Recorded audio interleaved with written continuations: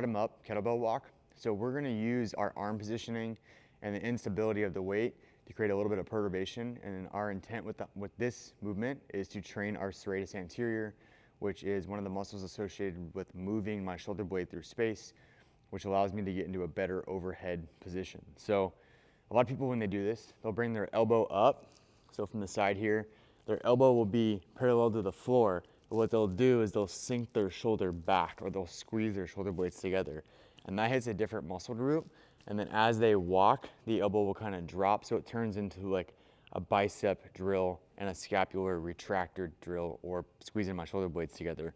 When the whole point is to get your elbow slightly away from your side, all right? So if this is 0, I kind of want to be at a 45-degree angle, and then I want to reach long with my elbow. So most people will go back.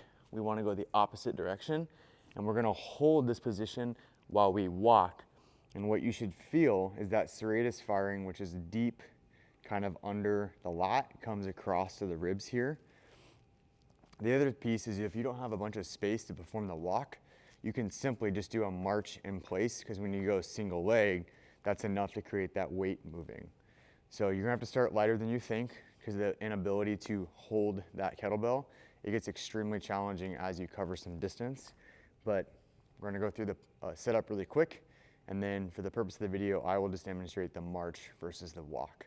So I'm gonna go bottom up position, bring my elbow slightly away from my side. I'm gonna come up to where my forearm is parallel with the floor, and then I'm gonna, or excuse me, my elbow, my upper arm is parallel to the floor, and I'm gonna reach long through that, and immediately I feel that change in sensation in my armpit.